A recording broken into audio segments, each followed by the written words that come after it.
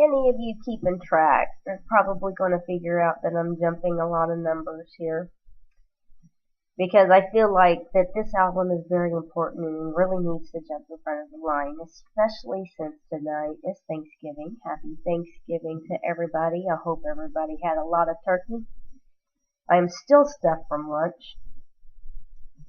And but since Christmas shopping season is starting tomorrow and I'm not really getting into it, I really feel like this record needs to jump the line. It is 1963's Phil Spector's A Christmas Gift for You. This is officially number 28 on the list of 1001 albums you must hear before you die. And I absolutely adored this album. Oh my goodness. Phil Spector and Ike Turner are ranked right up there together as just being these crazy geniuses. Oh my God.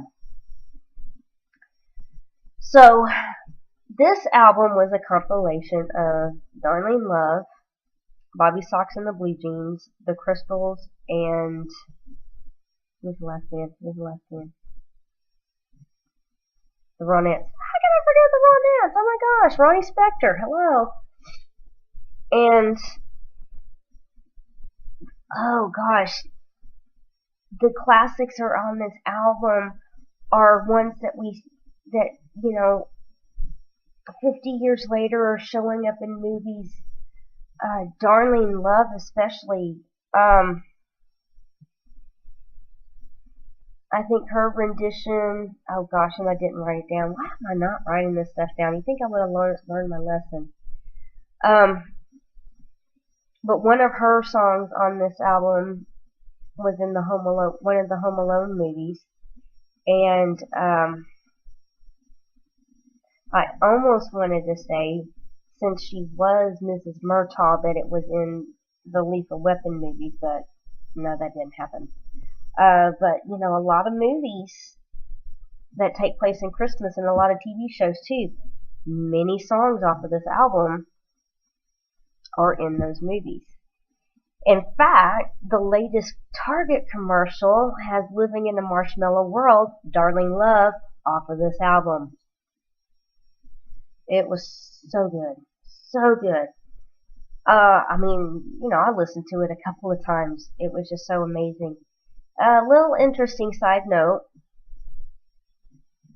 Netflix users, there is a really good documentary called 20 Feet from Fame, and it follows a lot of the backup singers from all eras, I guess, starting from the 60s on, and Darlene Love was very heavily featured in this film.